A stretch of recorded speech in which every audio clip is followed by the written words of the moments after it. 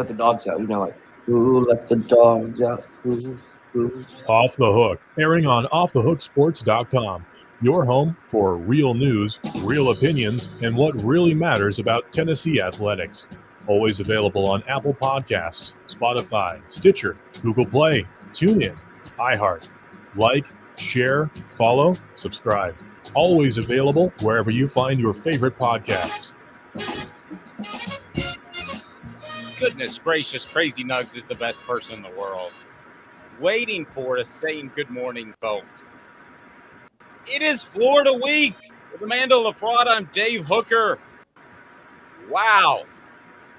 This is the kind of week that you do all the summer work for. This is the kind of week that you get excited for. This is the kind of week that reminds me of the 90s, not to seem like the old guy. So welcome to the program. She's Amanda LaFratta. Dave Hooker, I would say welcome back from vacation, but you ended up working too much on vacation, which we certainly appreciate. Good morning, young lady. Good morning, Dave. How are you? I'm well. So you're traveling all about. By the way, hit the like and subscribe button. Go ahead and share, because we have a fantastic show coming up today. We're going to visit with Jacob Warren. We're going to visit with Chris Landry, a breakdown. So we've got a lot going on. So hang with us today and go ahead and hit that share button. We greatly appreciate it. So Amanda, any thoughts just initially as we'll dig into the Down and Dirty at 30 brought to you by Honeybee Coffee, but over the weekend, any thoughts? I know you were traveling, but you're a football junkie like me, so you're all on top of it. And anything specifically, doesn't have to be Tennessee, doesn't even have to be SEC, but let's start it with anything stand out to you. I mean, honestly, a lot of things stood out to me, and most of them are concerning football in general. It just seems like a lot of these smaller teams are coming after these bigger guys, and I don't know exactly what's happening. I mean, we had, Marshall upset Notre Dame last week and then come out and get upset themselves. And then Appalachian State almost lost to Troy. So it seems in, college football, it's a merry-go-round of, this person beat this person beat this person beat this person, and we all go around in a circle. So I'm not exactly sure what's going on. I know it happens every year, but it seems like it's happening a lot more this year. Yeah, there are a lot of upsets. I think we've got enough of a sample size where we can start to determine who's who just a little bit. And I don't think Notre Dame's very good. That would be one of those I would draw a comparison to. I think Miami was a little overrated because I actually got up and watched that Texas A&M Miami game this morning because I'm an idiot. And A&M had a ton of people out and an ejection and still was able to hold on. So I think Miami's a little bit overrated. But let's get to Tennessee. Tennessee with a big win. It's the Down and Dirty at 30, brought to you by Honeybee Coffee. And why is Honeybee so good, Amanda LaFratta? I mean, top 5% of the beans in the world. You have veteran owned, which is always a good thing to support. But it's just really good coffee. I mean, it really is. It's just really good coffee.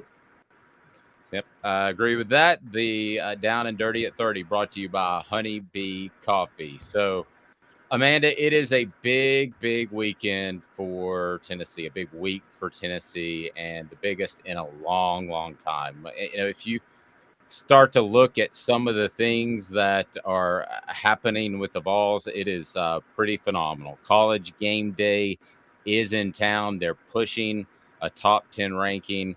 Just an awful lot going on. And, it is Florida week. And I think this is a very beatable Florida team. We'll dig into this deeper with Chris Landry. But how many times have we gone into the Tennessee-Florida game thinking that Tennessee is the better team? Now, I'm not talking about the 90s. A lot of people thought some of those 90s teams were better just because Peyton Manning was on them. No, those Florida teams defensively were loaded. But I'm talking about even recently when Florida took a bit of a downturn after Urban Meyer. How many of those Tennessee teams were better? I say a lot. For whatever reason, Tennessee has fallen short in this game. Do they do so on Saturday? I I do not know, Amanda. But ultimately, Tennessee, I believe I saw as a 9.5-point favorite. The number got pushed up. And correct me if I'm wrong, because you're a gambling expert. And Amanda went 3-1. So if you don't check out her picks on Saturday morning, you're just throwing money away. But so the if I'm wrong, tell me. But it was like 5.5 or 6.5 last week, and then it early Sunday morning was 7.5, and I'd been told that it had already been pushed to 9.5, which means the bookies or the Sharks or Tennessee fans or whoever it may be is pushing the number. People think that Tennessee will win. Am I reading that correctly? Yes, that's exactly right. It's the betting public, if you will, thinks that Tennessee is. It started out, I think, at 5.5 favorite, and then it's moved all the way up. So the betting public thinks that Tennessee's going to win this game and going to win by 2 scores. So, I mean, whether that's Tennessee fans, whether that's just people betting, honestly, like that's just what it is. Tennessee looks like a double-digit favorite over this Florida team that barely squeaked by USF this weekend. So, yeah, and a Florida team that lost to Kentucky pretty handily. You go into this game, and it's one that you would certainly think that Tennessee should win. But you go back, and over the course of history, there's kind of been that big orange curse, so to speak, with the Florida game in particular. But I go back to the Jabbar Gaffney catch. Even there's just been so many times that you thought Tennessee would win this game, and they haven't. So we'll see if things change. But as far as the Vols moving up in the polls, I want to get to that. But first, let's take a look around the SEC. Any games that stood out to you? I mentioned the A&M game. I think everything else, for the most part, pretty much fell in place with the SEC schedule. Your thoughts on what happened there? So LSU, LSU, Mississippi State. Mm-hmm. That game, to me, it wasn't a surprise. That was one of my pick-ems. I picked LSU to upset Mississippi State. But the amount of points that they did it by, I think, was pretty insane. I don't know if it's Mike Leach. I don't know if LSU just came ready to play after being embarrassed, the first week of college football with Florida State.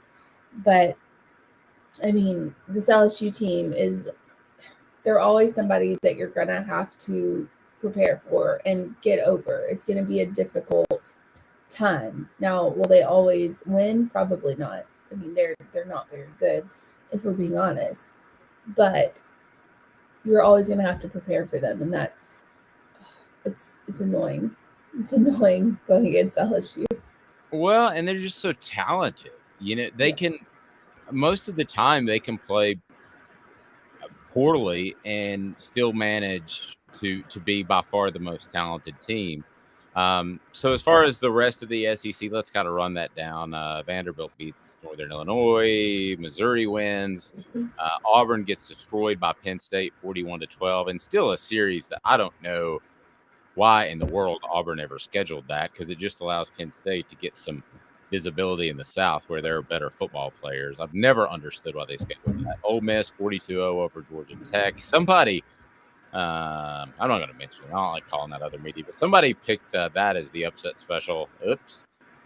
Florida beats South Florida, as we mentioned, just barely 31-28.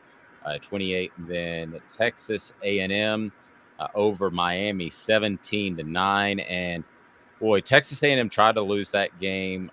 Fumbled punt return that you shouldn't have even tried to return. It was about his own 6-yard line. And Texas A&M is just not a fundamentally sound team, which is bizarre to me. But they did, as I mentioned, have several guys out because of injuries and other issues, and they were able to prevail. So your thoughts on Jimbo Fisher? I mean, does anything change by beating Miami? I know you're not very high on him. I'm not either. So, I mean, does anything change significantly there in your mind? I mean, not in my mind, but I think it changes for the boosters. I think it changes for his job security, at least. I think that Texas A&M has enough money to take him out whenever they want to. and not, kill him, but I'm saying just fire him. They have enough money to do that and pay the buyout, no problem. So him winning against Miami, his job security definitely increased, because I think if he had lost to Miami and he had lost a couple more games this season, he would have been gone. Yeah, even for $95 million, you think that they would have paid that out? It doesn't matter. Texas A&M, it does not matter. They will pay it. They will get him out of there. That is the one thing they do not want to do, is lose, and they don't want to be embarrassed while losing. So now everyone's off of the whole yell leader, situation that happened. Everybody's past it. Wait, one more time, because that one kind of flew by me. Explain the yell leader again and what happened last week. So Texas A&M has these yell leaders, and they just go out and do like this pep rally on Friday, and they just tell the worst jokes about, like, the worst burns you can think of about other schools, and it's the dumbest thing ever. Like, it's really bad. They call it Appalachian State a bunch of hillbillies, and meanwhile they're in the middle of a pep rally in overalls doing this weird dance and chants, and it's just very, very, very unsettling. If you are any kind of college football fan, it is not a good look for Texas A&M. No, it's not. Now, with Tennessee, I do want to go back to the game that we talked about post game with Caleb Calhoun on Off the Hook Sports. Check out the YouTube page, and please hit that like, subscribe, and share button. And I saw some highlights that I didn't catch during the game, and that got pretty chippy. Punches thrown, and I think I know why. I saw a highlight that was pulled that Hendon Hooker took a really low blow on one of the speed option plays for Dylan Sampson. I go back and I think the Cedric Tillman injury, was that a low blow on purpose? We talked to Jacob Warren yesterday, and he didn't want to go there, and I understand. But there are a lot of things that can happen during the course of the game to make things chippy. And I really believe that there was some dirty play going on there. I thought the Hooker play in particular, and we might pull it up a little bit later, the guy essentially just shot at his knees. So he's taking away the keep. Did you see that play? I sent you that play. Did you? So what did you think of that? No, I saw it live. I thought it was awful. I think any time someone goes after specifically a player's knees and comes at it from the side, that's my problem. If you're going full tackle in the front, that's fine. You're grabbing them around the knees, both knees, and taking him down. That's fine. But the whole going from the side and leading with your helmet into somebody's knee, as I mentioned this before, Marcus Lattimore, that happened to him by a Tennessee player named Eric Gordon. I remember that because that drove me. I was so mad about that because it is a purposeful hit. And I know every school has players that do it, and I get that. But this is, however angry you are about losing by 63 to 6, however upset you are when you're losing to a school, it's never okay for you to take out another player. That's his livelihood. That's his future. I mean, you're really messing with him. And what kind of a crap individual do you have to be to do that kind of thing? There's sometimes players get hit. I'll give an example. Tua by Mississippi State, clean hit, completely clean hit. That's knocked him completely out for like a year or something like that. Not a year. I think, maybe. I can't remember. But, I mean, the whole hip thing, it was like he was a 80-year-old grandma. Completely clean hit. No issues with that whatsoever. But you have these hits with these players that take their helmet and just boom, right into the knee when you know it's on purpose. You know that's what they're doing. So John's saying that you don't hit the quarterback and the quarterback keeps it. Hey, I've got no problem, John, with him absolutely cleaning his clock above his waist. I mean, I got zero problem with that. I mean, not only do you keep him from keeping it, but you make him not want to keep it on future plays. You hit him so hard in the chest. I got a problem with whether it's technically a penalty or not, diving at his knees. John, I think if you go to my Twitter feed and look at that and come back, I'm not encouraging you to leave, but I think if you look at my Twitter feed, you will see, because I retweeted that this morning, that's a dirty football play. I don't know if it's a penalty technically by the rules, but that was a dirty football play, Amanda. No question. No, that was dirty. And again, not coming from someone who's biased one way or the other, that was a dirty play. It was just a dirty play. I mean, we see whenever you have someone, especially, a wide receiver or whatever, lose it that badly to where he's throwing punches at a helmet, there's a reason for that. I mean, there's always a reason for that. It's just like with Mike Evans, Tampa Bay yesterday. Somebody did something, went after Brady, and he lost it. I mean, lost it. Yeah. Got ejected. Whether or not it breaks the rules, they're just dirty plays. I remember Andre Dirty Waters would dive low for the Eagles. That's going way back. And there have been other guys that do dirty things. And John, I promise you, if you look at this play, if you've seen the play, you're going to change your mind. John saying you can't hit Hendon above the waist, he gets by you. You can hit him at the waist or higher. You do not have to dive at his knees. Those are two very different things. John, you and I may agree to disagree on that, but it's 2-1 right now. Amanda and I think it's dirty.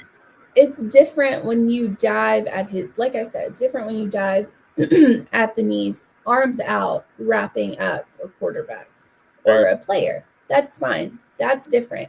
When you take that helmet and you shove it into a knee, one knee, especially from the side, that's a dirty play. Or one knee from the front. When you're going after somebody with the intention of taking out their knee, that is a dirty play. Doesn't matter where you hit them. When your helmet touches first, dirty play. Well, and even the Cedric Tillman play, I go back and look at that now after That seeing was a dirty play. It was low. I didn't necessarily think it at the time because you're so busy writing, but now I look back at that and I think that's a borderline or a dirty play. Pretty darn close. He could have accidentally, since Cedric was elevated. I mean, you could make that argument once, but after I see three of them, I think that's a team that's coached like that in some shape, form, or fashion. So let's talk Tennessee. Let's talk about Florida Week right now. We want you to hit that like and subscribe button. Also share so we can be a part of your day. We're here each and every morning, every weekday at 8:30 and after Tennessee games. Let's break down the Tennessee game headed into Florida. So we know the Vols beat Akron 63-6. College game day will be in town. The checkerboards will be there. 9.5-point favorites or more, depending on which service you use. The Vols are ranked number 11 in the AP poll, number 12 in the USA Today poll. So, Amanda, today's tough question, does the hype scare you? Because Tennessee fans have been in this situation before, and that situation is you should go into the Florida game and win. And I'm not saying every year. Again, there have been years where I think fans have gotten overly excited, but this is one of those years that if Tennessee walks away without a win, it's got to be for some issue on their end. I don't see how Florida, if Tennessee plays a B+ game, could beat Tennessee based off what I've seen in 3 games of each team this season. We'll see, but I think that would be a major disappointment. So today's tough question brought to you by Pedigo Chattanooga, locally owned store where you'll be treated like family, the region's foremost electric bike experts, and they've got the shop there to take care of it. Don't order any bike online. You'll not find anybody to work on it. That's why you need to go to Pedigo Chattanooga. So, Amanda, how do we want to phrase today's tough question? I'd like for it to revolve around the hype. Today's tough question is what? Do you like the hype surrounding the game? I mean, Do you like that? Do you like the hype, or does the hype scare you? no, yeah. Does the hype scare you? Yeah, I because there is an awful lot of hype. There is an awful lot of pressure. I would almost like this team's chances as much or more if they were on the road, which sounds insane. Yeah, when you have all of that pressure, don't think that they're going to hear from it throughout the week. So the options for today's tough question will be what? It will be no. I love it. It'll be not really. It'll be a little bit, and then Scared to death. Yeah, stop talking about it. Absolutely stop. Don't say a word until 3:30 and kickoff. So go ahead, and if you want to share your thoughts on today's tough question, you can do that now. Daniel's saying it's up to 10.5 now. Wowzers. So who would you take right now before we get back to the message board, Amanda? Who would you take at 10.5? So if I was just looking at the two teams and not factoring in the history behind it, not factoring in the emotions that run wild, the game day, all of that stuff, I would probably take Florida with 10.5 points. I would take Florida just because the double-digit SEC. I've always talked about this, and also Anthony Richardson's ability to be on versus off. He can't throw worth anything, but he can outrun you. I mean, that's just we've seen it happen. He's a freak athlete, not a good quarterback. Maybe a running back, could be. But with that being said, I think it would be hard to, for Florida or for Tennessee to cover those points with all the emotions and all that stuff involved. If I just looked at it, I would take Tennessee. Like if I just looked at the two teams, comparatively speaking, without any emotion involved, I'd take Tennessee to cover that spread. My early thought is that Tennessee either wins big and pulls away early, which they haven't played well early in the past two games. They didn't against Akron, they didn't against Pitt, and I'm nitpicking because they still scored a couple of touchdowns in the first quarter. I'm just talking about very, very early first drive, and part of that was Jabari Small out with the shoulder issue. By the way, quick injury update. You'll get no injury update from Tennessee because you don't have to, like the NFL you do because of gambling. So Dylan Sampson had a bit of an issue, I'm told, with an ankle. Jabari Small, we saw with the shoulder. I think he's going to be fine. Byron Young came back into the game, so I think he's fine. Cedric Tillman, we're just not going to know because at the press conference on Monday, we're not going to be told anything. That's Josh Heupel's MO, and I don't blame him. He doesn't have to. But heard it may be more of an ankle than a knee. Is he sore today? Yes. Will he be 100% in the Florida game? I'm not entirely sure, but 90% of Cedric Tillman would still be pretty good. Yeah. I mean, you need Cedric on the field. You need him to make those big plays. We see that Florida's defense is not great. I mean, Kentucky made them look real bad. And that's without their starting running back for Kentucky. So you need your playmakers on the field against Florida. Again, with all of the emotion, all of the hype, all of that gets to players. They say it doesn't, they lie. They're human. It gets to players, gets to fans. Nobody lies in sports, Amanda. Nobody lies. Maybe a little bit. I'm going to go with today's tough question is no, I love it. I love the hype. I love the fact that, listen, let's find out if this team can answer the bell. Let's find out if Josh Heupel can get the biggest win of his career. Let's find all of that out this weekend because you will. And this Tennessee football team is far from perfect, probably not elite. But if they win on Saturday and they get some dominoes to fall the right way in front of them, they're going to be a top 10 football team.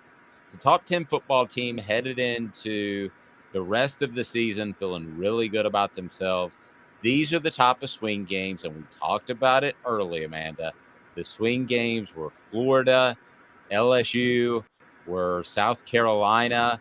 I think you had Pitt as a swing game, maybe. I thought that they would win. I did not count that as a swing game. I should have, because they almost lost.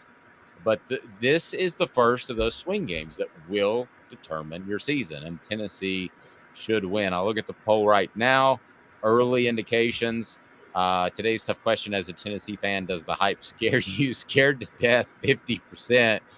25% says a little bit. 16.7% says I love it, and then 8% says not really. And Ryan. Hey, Ryan, how are you? I said I'm a little nervous about it, but confident at the same time. Crazy says, I love it. It's a different year, different teams, different coach too. I think Florida has a better coach than they had last year, but I don't think you're going to see that take effect until next year or the year after. I think right he now looks like Aaron Hernandez. You did say that, and I cannot. You said that like 2 weeks ago. I cannot get it out of my mind. Nope. It is bizarre how much he looks like Aaron Hernandez. I don't know if he looks like him or his mannerisms or what it is, but every time I look at him, I think of Aaron Hernandez. Every time. I mean, let's be honest. Do you think that came up in like a boardroom when they're considering hiring Billy Napier? So they're like, all right, we're down to Billy Napier and Billy Joe Bob, who coaches at Oklahoma and A&M, and we're between these two guys. You know, they've got pretty equal resumes, but that dude looks like Aaron Hernandez. If it did, he would not be there, because Aaron Hernandez was not a good look for Florida.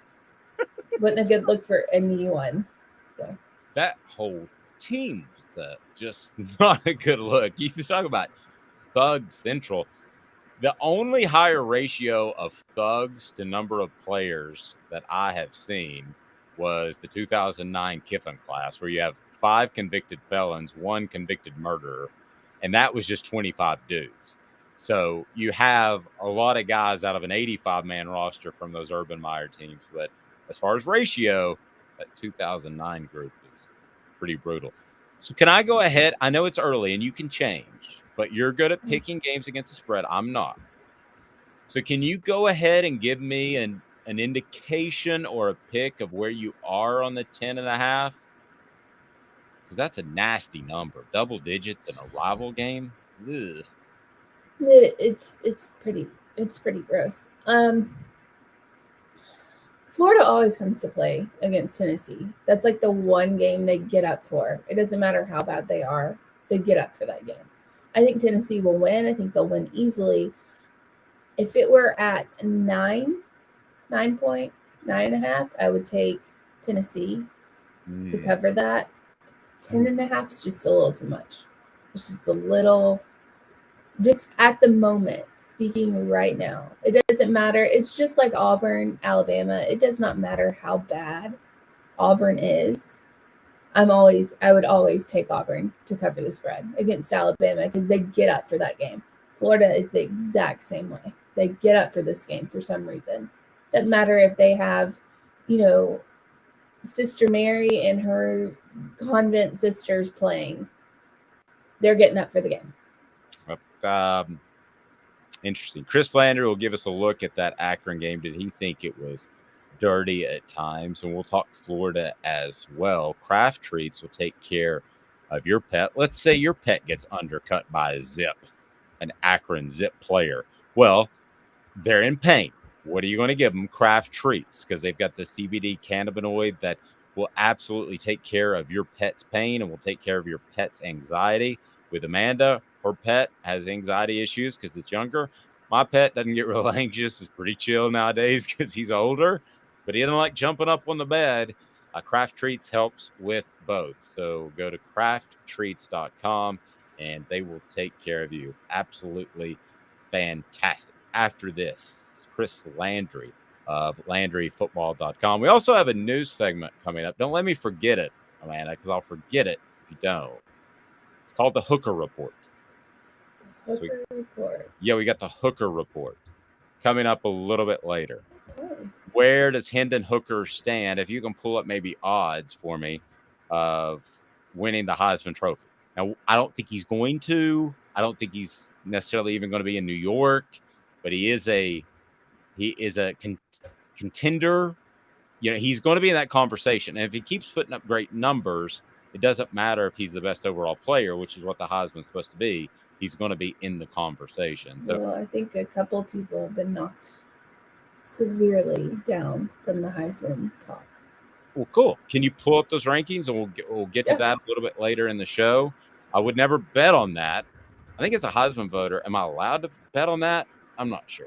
She's Amanda LaFratta, and I'm Dave Hooker. Am I allowed to bet on that? I don't think I get into that on air. Maybe we'll discuss that after. Yeah, because I can pretty much tell. I could call around and tell you who's going to win every year. I've known every year but one who was going to win in the 15 years that I've been voting.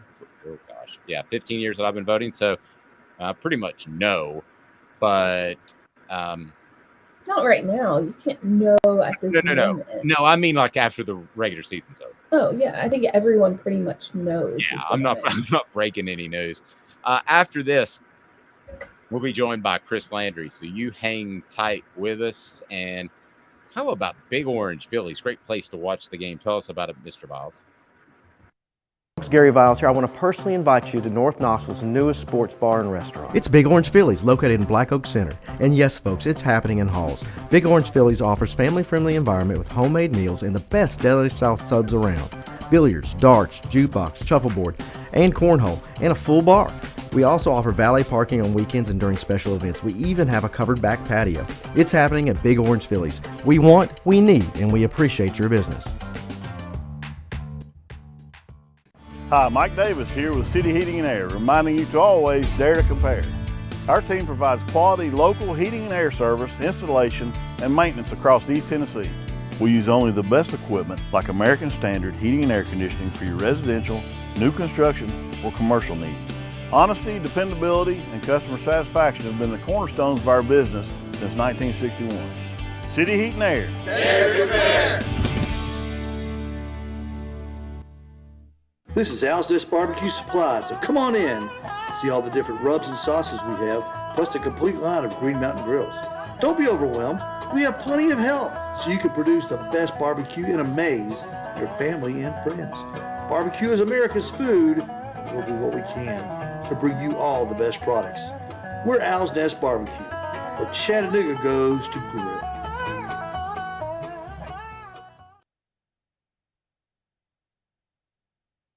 Do you want to own the more that owns every job? Then get to Vassey Lawn and Garden in Cleveland and get you a Toro. I'm David Vassey, here to talk to you about Toro.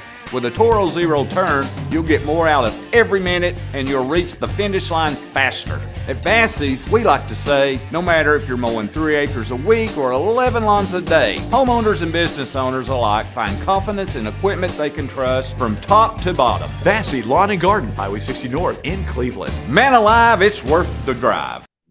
Please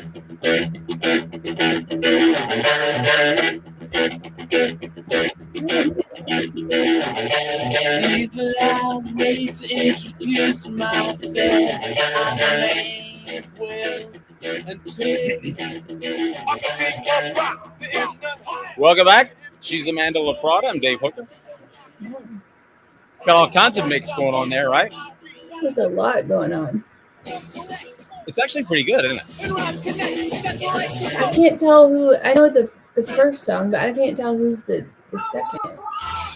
It is everybody. Kid Rock, Little Run DMC. Oh. Yeah, those Scorpions, I think, which are horrible. But the key is small snippets, no copyright violations. There we go. All right, she's Amanda LaFratta. I'm Dave Hooker. I learned something over the weekend. I told you I had a surprise for you. Yes, but can we say the names on air?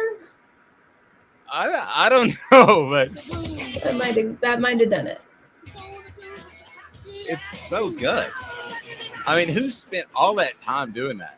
And it is copyright free, so that is a very good thing. So Chris Landry set to join us here momentarily. As let me look and see if we got Chris now. Oh, we do, Chris. So I'm curious. Let's go ahead and get into this. Chris Landry. Chris, when you're ready to jam after football season's over and you put in like 40, 80 hour or 30, 80-hour work weeks with preseason camp and all that stuff, what goes in your 8-track player? I don't have one, and I gotta confess, I'm musically illiterate.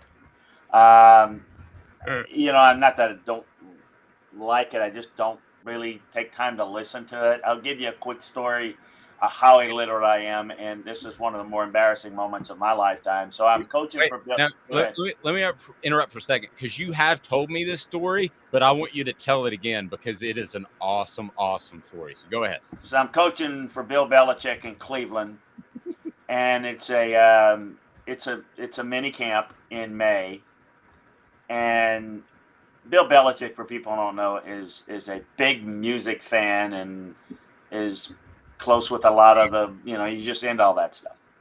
So he comes to me after practice. He says, "Hey," he says, "would you mind visiting with I got to run upstairs real quick.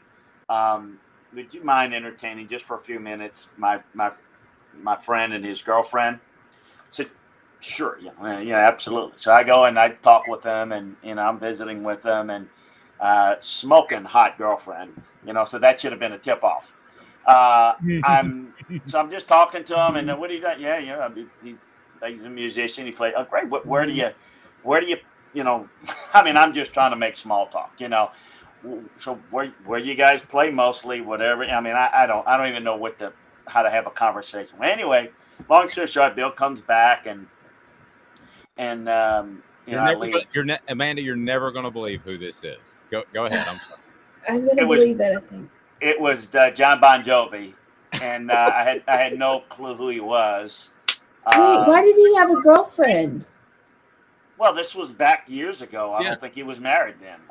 He had to be. That was high school sweetheart. Well, yeah, that was her. Maybe that was her. I mean, I don't know.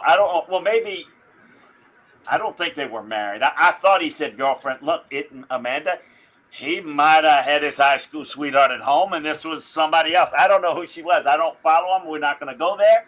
But I'm just saying that the moral of the story is I didn't know who that was. Now, in defense of me, so like when did he become really popular? Just give me Amanda, you're kind of young. So Dave, when did he become when did everybody knew who John Bon Jovi was? But give me a year. Yeah, I want to say 80. I want to say 80. Okay, well then I have no defense. We need to move on because I'm really embarrassed. So I didn't know who he was. I'll be honest with you. I'll give you another one. And this is John Goodman stopped by Tiger Stadium after hours one time. And I say, "How you doing?" And he said, "Hey, I'm John." "Hey, John, how you doing?" And we're kind of, everybody's gone. I've got some film on. Can I help you? "Well, I was just going to take a look at the stadium." And sure, I can take you quickly. He was in shooting that show, Everybody's All American. Yes. You may have seen that. It was I didn't even recognize him. So, yeah, that's my ignorance. So the joke around, at least the Cleveland offices were, sometimes there'd be some reference of some sort, and, like a Elvis Presley or something, and Belichick would look over to me and say, "Yeah, he was from Memphis. He was a rock star back in the day." And I'm like, "Well, I knew who Elvis Presley was. Give me a minute." But we had a concert one time after a preseason game in Cleveland, in the old Cleveland Stadium, and I'm trying to think who was it. Was it the Temptations? Is that the Temptations? Okay, so I think they were playing like 2 or 3 bands. And, we had like a box, and Belichick was there, and Saban was there. They were rocking out. I just went in, 15 minutes, sipped on a beer. I don't really like alcohol. So I just pretend to sip on a beer and just left there for 15 minutes. I've just never been really into so I waste a lot of your airtime embarrassing myself, but no, that's good. That's good stuff. No, we're not even halfway there talking about John Bon Jovi. Oh, we're living on a prayer. Zool Beer Company. Man, don't shake your head at me. That was a good one. Zool Beer Company. Great panoramic views of downtown. Easy parking at Zool Beer, and the official craft beer of Off the Hook Sports. And Zool Beer is worldwide award-winning beer. Amanda wants to say something, so go ahead. What was that? You missed We're Wanted, Dead or Alive. You went Yes. to We're Living on a Prayer first. All right. So that's true. I dropped that one. All right. So, Chris, I want to get to your thoughts on Florida. I want to get to your thoughts on the Akron game to some extent because that team was just horrible. But I do want to start off with I saw a player taking away the quarterback keep, and it was very low. I don't know if you've seen the play. Mm-hmm. Yeah, I have. Okay. Is that kosher? Well, it looked bad. I wasn't. I didn't really like it. But one of the things that was, and I think it was clearly, and the reason why I didn't like it because it was clearly a result of the chippiness that had gone on in the game. But just in an overall defense, these guys have got a target about the size of the belly button to the belt buckle. I mean they can't hit them high, they can't hit them low. But I thought that was a clear chippiness approach. So yeah, I didn't particularly like that. No. So I want to turn it to Florida. Maybe we'll get some SEC questions in as well. But let's just put a bow on the Akron game because it is Akron. We don't need that to bleed over to Tuesday or Wednesday. What stood out about that game to you? Mission accomplished. No serious injuries, we don't think. What's your takeaway? I thought they did what they needed to do. I mean, I think they controlled the game throughout, which I thought they would. A little bit of a slow start, some mistakes here or there. You always got to clean up. You're always looking for that as a coach, but it was a very clean game for the most part. Played a lot of people. Look, when people always ask you, well, how do you look at a game like that? Well, yeah, you play a weak opponent and you dominate a weak opponent. And, I hate these type of games personally, but we have them. And if you have them, what are you supposed to do? Give up 28 points to a weak opponent? I mean, when you dominate them, you're doing what you're supposed to do. So I would say they're doing what they're supposed to do, play with a lot of confidence. No injuries, although there's a little bit of a scare with Cedric Tillman. So, look, they're in pretty good shape. And, yeah, on to Florida. I think that's going to be interesting week of preparation. And I got some real thoughts on a lot of thoughts this week on Tennessee, Florida. All right. Well, so give us some thoughts on Tennessee, Florida. give us like your top three observations, what you think is going to happen. Well, I think this Florida team, and I think we saw some of it even in the win against Utah. They are very deficient in terms of the passing game. So they have to run it to set up their passing game. And I think we saw it against Kentucky. We saw it again against South Florida. We saw it in large part against Utah. Pardon me. They were able to come away with a win. I really look at a path for how Florida can win this game. I really don't see it. It's going to have to be a couple of things. They're going to have to play lockdown on defense. There's no question that's a big part of it. A couple of notes. Ventrell Miller didn't play this past week. That was big. And if he plays, that's a difference for their defense. He's their Mike backer, makes all their calls. But they're going to have to lock down on Tennessee, and they're going to have to control the football. And I think they can run the football on Tennessee. How much, I don't know, because I don't know that if Tennessee gets some early points, then Florida is taken out of their run game. I mean, they have to go to the pass game. They got to score points. So I just think this is a narrow window for Florida to win. I think Tennessee's better in a lot of ways. And I know historically, with this game is men, and it's usually Florida's way, and most of the time. But this is a game that Tennessee's got not only every opportunity to win, but should win.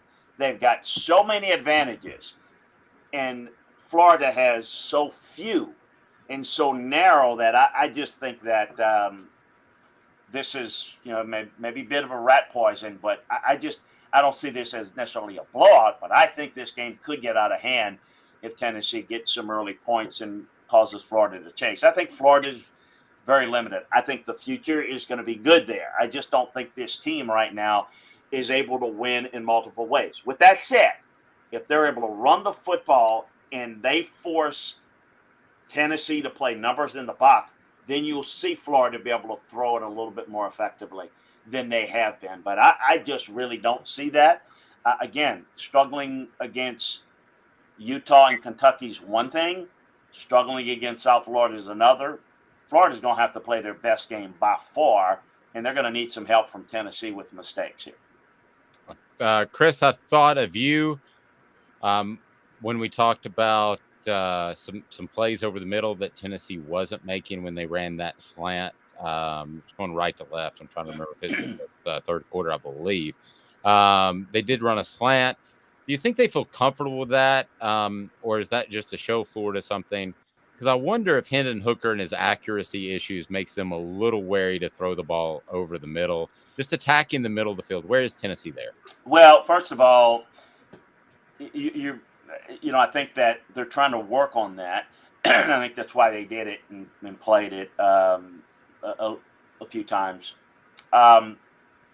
Look, in order to do that, you got to move the safety. So you got to move one of the safeties down in the box. So you got to have some success running the football because, you don't want Hendon Hooker throwing a timing route there. It's not one of his better routes because timing's everything. So when you throw a slant, the ball has to be 6 inches in front of the receiver. It can't be in the numbers. It can't be, it just because it breaks the whole route. It makes it, the effectiveness is to be able to catch it in stride and make a big play. And I think that that's really not Hendon's strength. But it's still an easy throw if you move the safety out of the middle of the field.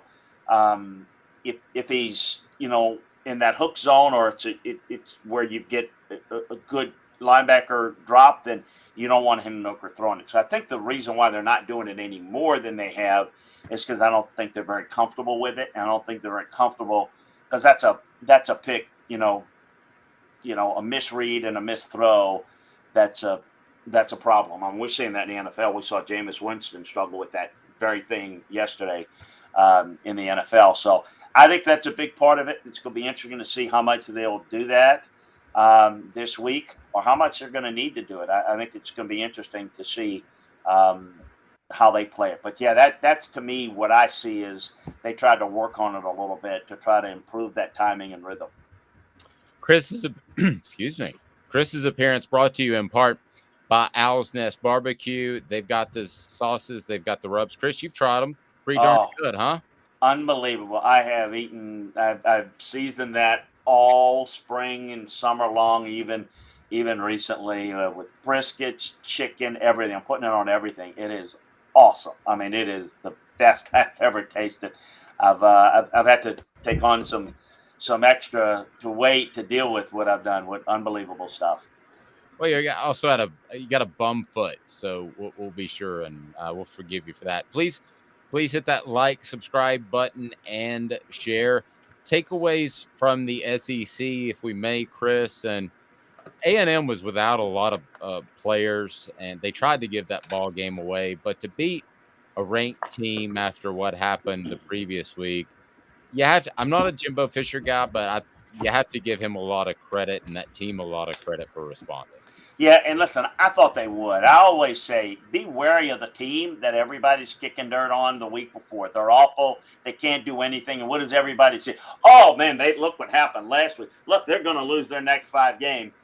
If they've got any pride and they've got any level of talent and any ability to adjust, that normally doesn't happen. Usually you see them respond. The other thing is this Miami team is not as good as people thought. In breaking them down on tape, I think the defense is okay, nothing special. And I think their offense The quarterback has got a lot of natural physical skills, but he's not real precise. He's not real accurate at times. And I thought there was a whole lot of misplays by Miami in that game. The defense of A&M played better than people probably understood against Appalachian State, but they held App State to 14 points. And I mean, they were on the field for 80 snaps because their offense couldn't do anything. I had a feeling it was going to go to Max Johnson because they needed to get the ball out quickly. They needed to work the screen game. On my podcast this past week, I talked about you've got to attack Miami's inability to tackle and cover the screens, and I thought they did that pretty well. They still couldn't score a whole bunch of points. So I expected A&M to win, particularly at home, and to respond. Now it's going to get real interesting because they got Arkansas. We'll take them 1 week at a time. They got an Arkansas team that didn't play well against Bobby Petrino's Missouri State team, ironically, this past weekend. But that's a physical team, and quite frankly, they have hammered A&M recently. So that's going to be a real interesting matchup, and even a more important one because that's conference play. But I shouldn't say that. That Miami win was important. They needed that to stop the bleeding. So I'm a backtrack on what I said. It's maybe a conference game. They needed that Miami game in a huge way. Yep. Chris Landry of LandryFootball.com. Chris's appearance brought to you in part by The Mattress Place. The Mattress Place is right there on Chapman Highway, just a couple of miles from downtown. No gimmicks, just 30 to 70% off each and every day. The Mattress Place is about integrity. Marine Corps veteran owned, over 225 5-star reviews. They are simply awesome. So, Amanda, go ahead and jump in there. I know you got some questions too, as we want to remind everybody to hit that like and subscribe button and please share. We would greatly appreciate that as well. Yeah. So sorry, my cat is. I just got back from vacation, so she's very loving at the moment. So, looking at the SEC this past weekend, and I know we dived in a little bit on that, but who would you say from 3 games is the most impressive? And I think we can all agree it's probably Georgia. But outside of Georgia, who would you say is the most impressive, or who do you think has some issues going forward? I think everybody has issues besides Georgia. And I mean, I think Alabama is still the team that's most likely to figure it out. Precious cat, by the way, we can see her now making a live appearance on Off the Hook. I'm sorry. No, that is sweet. Look, I mean, Alabama's still the clear number 2. I think Tennessee's done a nice job. Kentucky's done a really good job. I think Kentucky Ole Miss next week is going to be real interesting. But I think it's still a lot of unknown as to other than Georgia.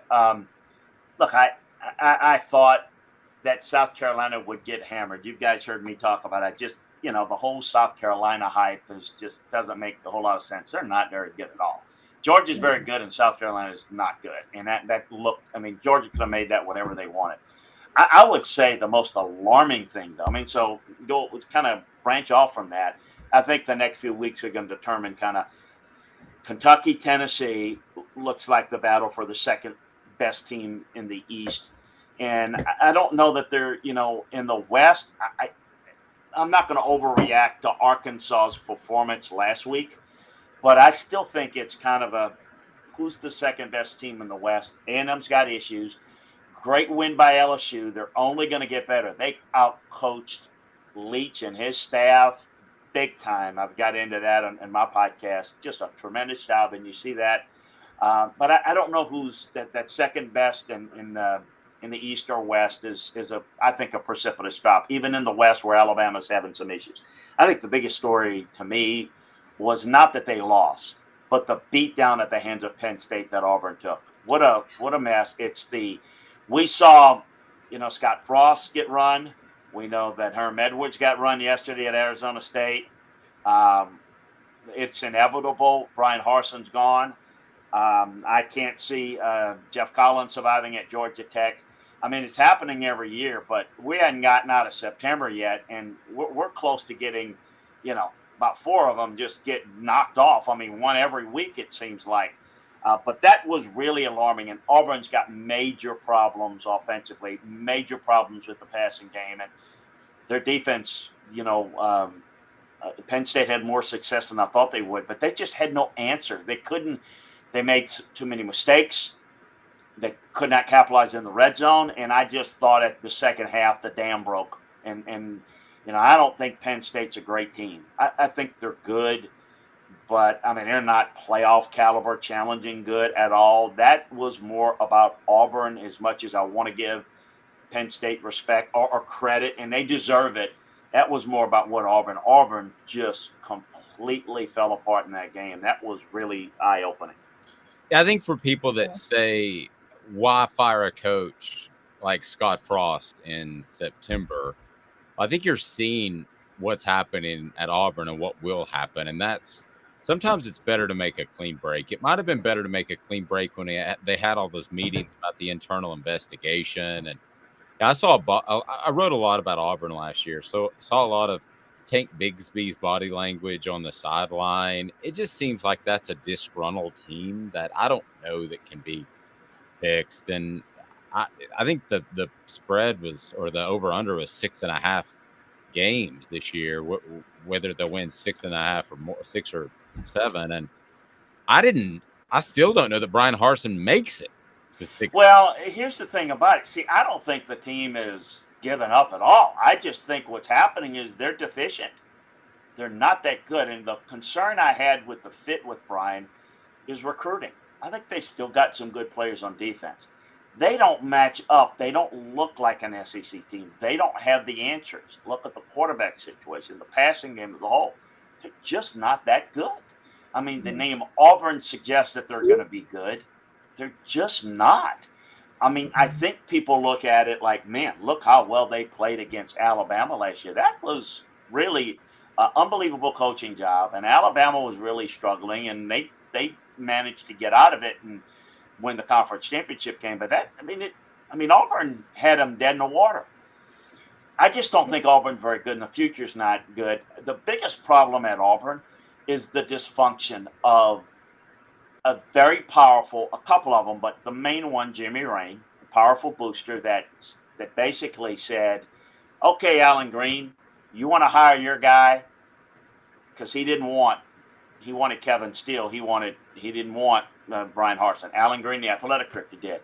I'll show you and I'll get the last laugh. And those guys, so much power, so much ego, he's done everything in a negative, sinister way, a classless way to try to undermine Brian. And that's been really bad. And I think making a move from him would have likely ended up in a lawsuit. Brian will be fine with a buyout. But I just don't think it was a really good fit. And I'm not saying that having Jimmy Raines say so was the key, because I don't know that was going to work either. But they've got to find somebody that knows how to deal with the backroom dealings, because everybody has their stuff, okay? Alabama was that way for the longest time. And it was Mal Moore, when he got Nick Saban, it was Mal Moore that kind of stood as the shield armor and said, Paul Bryan Jr., everybody, you stay away from the head coach. You got any problems, you come to me. And Nick Saban said, I'm not dealing with that. Now, Nick Saban had the gravitas to have that command to get the job, and then he won quickly enough to where no one's bothering him. But at Auburn, they've just got those cooks in the kitchen, and everybody has them. Nobody has them quite the way that Auburn has it. It is really unbelievable. It's hard to describe. It's the most difficult, incestuous, way that they do things that's a problem. So finding someone that can deal with that can deal with all of that and maybe shield the whole team from that, it's going to be interesting. It's going to be tough to see, and that's why the job is not as good as it should be. Auburn and Auburn football, Auburn's history is really good, but dealing with this limits who you want to deal with. I mean, there's no question that certain people that you would think would be interested. Billy Napier, for example, said, I'm aware of what goes on at Auburn. I don't think that's a good fit for me, and other people think the same thing. So we'll keep that in mind as they definitely will go coach shopping this offseason. Yeah, it's crazy. And that we're talking about Auburn because I kind of want to get into something. Auburn always, for some reason, every season gets up to play Alabama. It doesn't matter how bad they are, what have you. They're always ready. Florida, in the same way, gets up to play Tennessee. So how do you see that, or do you see that affecting this game going forward this weekend for the Vols? Well, I think both teams are going to be up for it. I mean, I think Florida's going to be up for it. I mean, might look at a little bit of, South Florida looking ahead. Look, both are going to be up for it. I mean, it's Florida, Tennessee. Look, if you go back in the history of Florida, Tennessee, and I'm talking, let's just go 90s on, Florida was just better. I mean, when Florida and Tennessee were the two best programs in the conference, it was clearly Florida 1 and Tennessee 2. And that game, in we played very early, decided the East. It decided basically who's going to win the SEC. And at that time, it decided who was still in the race for the BCS. That's kind of what it meant. And just Florida was better. And Spurrier was a better coach than Phillip. And he could really, Tennessee was physical.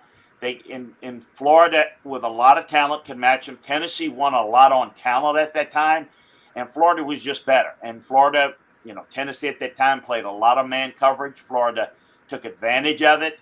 Speaking of crossing routes and being able to manipulate, they did a tremendous job, and they won most of the time. So I think they were just better. I think they were up for it. A lot of it too, Amanda. You know the history, and Dave does as well. Steve Spurrier was from East Tennessee. And he wasn't recruited, but they didn't throw the football to Tennessee. So he goes down to Florida because, and now he will use it as a chip. Well, they didn't recruit me. And, anyway, so he used that as a chip on his shoulder. I mean, Steve lived with a chip on his shoulder. I mean, he still does. I mean, he makes a turn on the back nine and he's got a chip on his shoulder about something. He's just that way. So I think that has a lot to do with it. I think going forward, it's going to be interesting. I'll say it again. I think Tennessee's in a good position to take advantage of Florida now, because I don't know if Tennessee's going to have the advantage roster-wise over Florida in 2 years or 3 years. A year, maybe. But this year, Tennessee's definitely got a personnel advantage, and I'm curious to see how they're able to handle that. It was 24 years ago today, not to take away from this day in sports history, that Tennessee beat Florida at home in 1998, and the famous call by John Ward, "Pandemonium reigns," and it was such an incredible call, and I still remember that. And I remember you might remember Steve Johnson, who was the defensive back who caught the interception at the national championship game to really close the deal. And Steve was a broadcasting major. And I remember going on the sidelines and thinking just how fortunate Tennessee was, because Florida had a couple of fumbles inside the 5-yard line about to score. And I got a big sweaty hug from Steve Johnson and people tearing up the field. But still, you go back, and if you stack those teams 1-85, and Tennessee fans are going to get mad at me, Tennessee was fortunate to win that game. Florida was the more talented team, the 1-85. I'm sorry, that's just a fact. Yeah, well, Florida had really good defenses. They had a lot of talent. Tennessee had good defenses. They had a lot of talent. Florida could run it. Florida could throw it. Tennessee couldn't throw it. And they didn't have much of a passing game. They weren't very well coached on that side of the ball most of the time. I thought Cutcliffe, when he was there in his stints, they were better. They were more creative, and I thought he got more out of the offense. But they just weren't as good because Spurrier would attack, and Phillip was a little more conservative. Well, that, and Phillip would always say, well, we won a whole lot of games over here doing that. And he did, because he had better talent. Phillip won games in February, signing day. there wasn't a lot of strategic ingenuity there. So when the talent level was relatively close, they lost. I mean, you can go back and Tennessee would play a Memphis. They played sometimes a Vanderbilt. They played some people. They would, it would take them a while to separate. It was their style. I'm not saying that they didn't want to win big. They just didn't explode on you. They had to wear you down, run the football. That's what they did.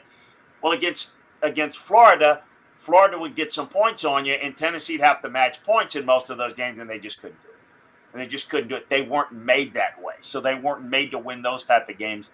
You mentioned in this game, they were able to do it. They were able to play well enough. And in most of the games, it was Tennessee that made those mistakes because they were playing left-handed.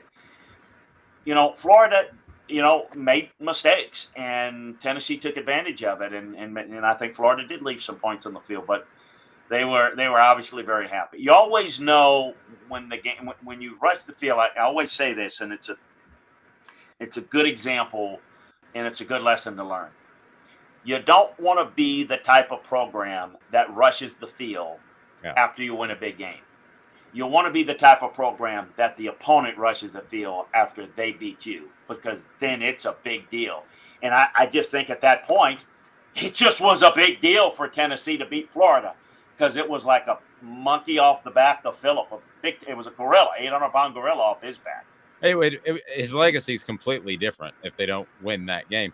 And not only do you not want your fans to run on the field necessarily, you don't want your fans to dig up chunks of turf, which Tennessee fans did. And I was like, this is Shield Watkins Field. Let's not do this. But anyway, Chris Landry, football.com. You can check out Chalk Talk, brought to you by Craft Treats, The Mattress Place, and Owl's Nest Barbecue on our YouTube channel. And really pleased to share the fact that we're going to team up with Chris, and Chris is going to have just an enormous amount of content on our YouTube channel, and I can't wait. And I've got some surprises for you, Chris, a little bit later to fancy things up that I think you'll like. So I will talk to you here in just a little bit, and we certainly appreciate the time. People need to go to LandryFootball.com to learn more about football than anybody you know. That's just the way it works. That's it. Thank you, Chris. Thanks a bunch. Appreciate being on with you guys, and I'm going to spend a little time with some music trivia. So take care, Chris. I appreciate that. I think we could take you on that.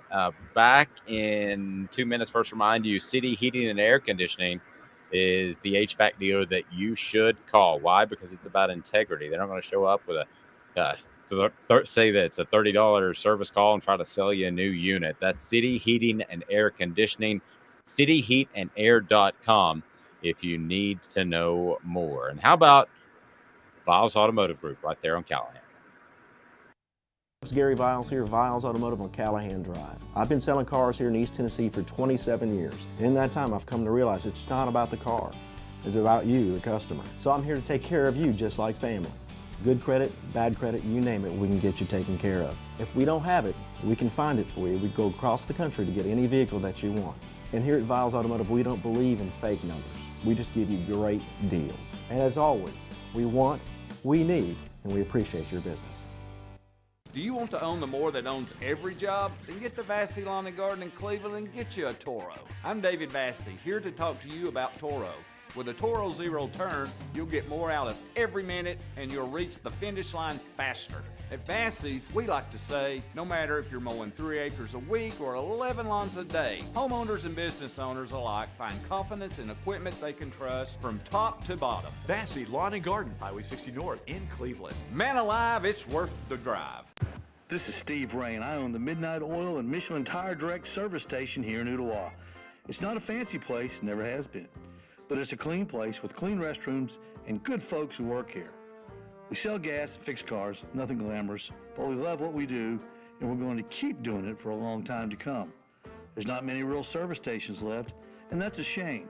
We're the guys just like the guys back in your hometown. We'll fix your tire, change your oil, and put a new set of Michelins on your car. If you want a Twinkie, you'll just have to keep on going. Thanks for the business.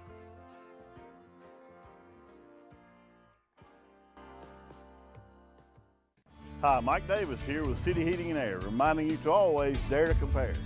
Our team provides quality local heating and air service, installation, and maintenance across East Tennessee. We use only the best equipment like American Standard heating and air conditioning for your residential, new construction, or commercial needs. Honesty, dependability, and customer satisfaction have been the cornerstones of our business since 1961. City Heat and Air. There's your bear.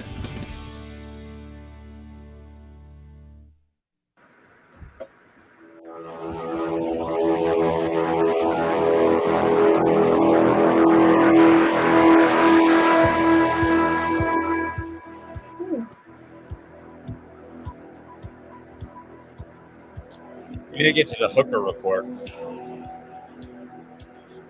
Let's take a look at his Heisman odds.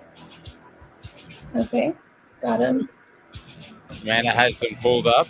Remind you to hit that like and subscribe button. Share. We want to be a part of your day. We're here each and every morning, but the YouTube channel is loaded. I can't even tell you what goodness we got going on there this week. So let's go ahead and shoot it at me if you can. The Heisman odds, our Hooker report, not TJ Hooker, not Dave Hooker, but Hendon Hooker. What do we have with our Hooker report today? Heisman odds, sir. Ma'am. All right. According to Vegas Insider, about 3 hours ago, Hendon Hooker's odds to win the Heisman are plus 4,000. He is 11th on the list of Heisman hopefuls. 11th. Does that surprise you? Is that too low?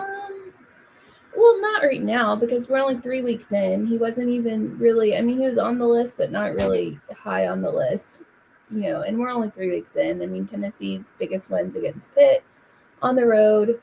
It's not looking super hot, but you have a lot of other people who are going to have to fall a lot farther in order for him to get up there. I'm not saying they won't fall farther, but some of this is people who have played, you know, like Quinn Ewers is on there for some reason.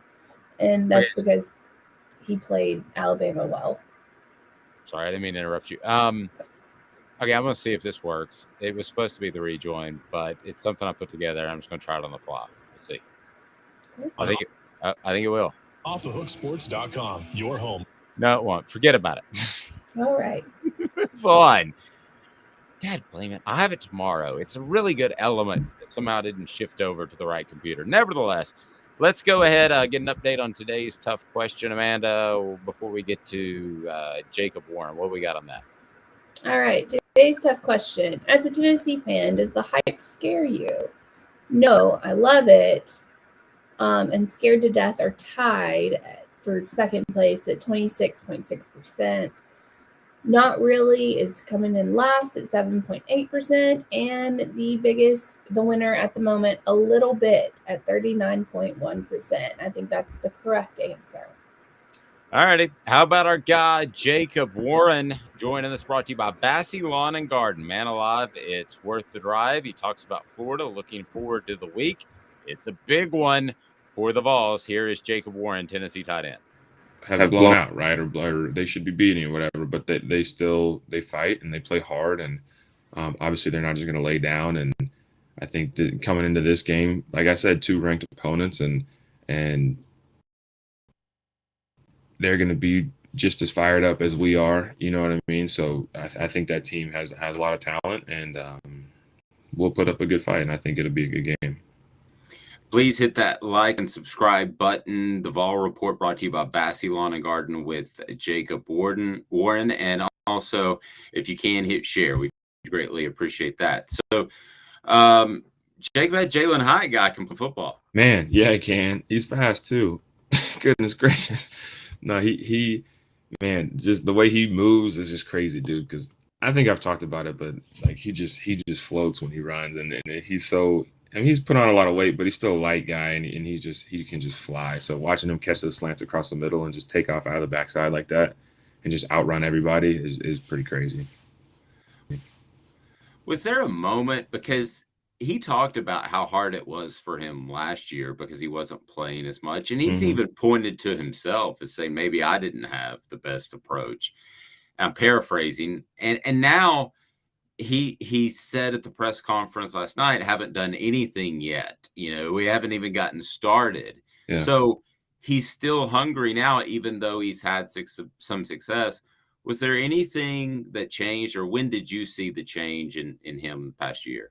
Yeah, I think over this last spring ball, everybody really saw a big change from Jalen. Just the way he attacked the weight room, putting on weight as far as like eating and making sure he's gaining good weight, and then even just kind of as a leader, right, in that wide receiver room and showing guys how it's supposed to be done, and taking that next step to just kind of in his I guess his maturity. He's a mature guy, and he has been. But just I think when it comes to the game, just his attention to detail and just the way, like I said, that he approaches each day and he comes to work every day. And the coaches obviously realize that, and the players realize that, and we all really appreciate that. He was like, this team needs me to be a big guy for us. Obviously Velus moving on last year, and he kind of played that spot, and Jalen repped in too. But just Jalen understanding that. That's his spot to take, right? And it's time for him to step up and go get it and be the best he can. So glad he's able to do that for us and for himself. As far as his improvement, the offense looks as if it's got all the pieces in place. A couple of slow starts, and Pitt's very understandable because that was a way different look, but a little bit of a slow start against Akron.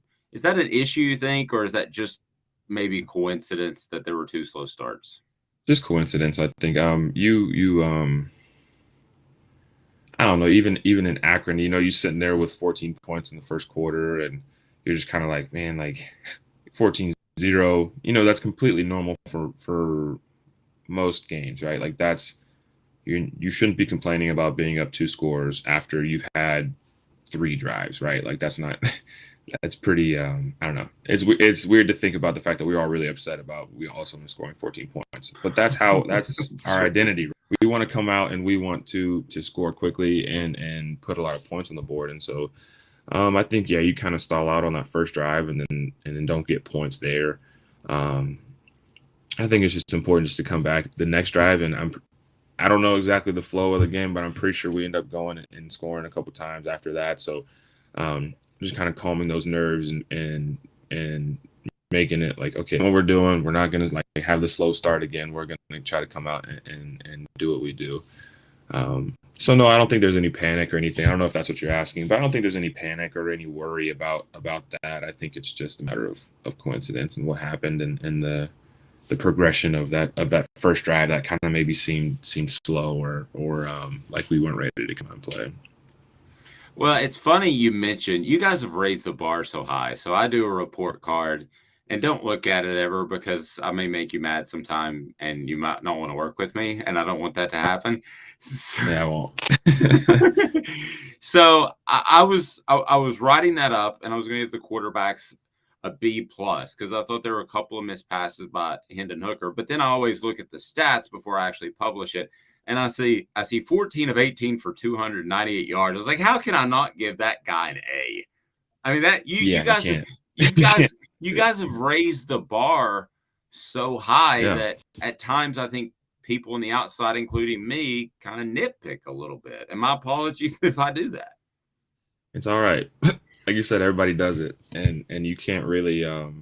We talk about not listening to the outside noise, right? And understanding that there's going to be people that say this or that say that, and like for you, it's not coming out of any bad place, right? Like you still care for the team, you still will support us, and I think that's great. But you can't get too caught up in what, all the rankings and all of the grading and the report cards and stuff like that. So I won't even read it. So don't worry about it. Good. I won't send it to you. It's no good anyway. You guys have a lot more insight than I do. Have blown out. So double Jacob there for a second. Amanda, I was putting together that report card. And please hit that like and subscribe button, share as well. We greatly appreciate it. And I was just sitting at like a B or a B+. And I looked at the stats, I'm like, you're 14 of 18 for 298 yards and a couple of touchdowns. I mean,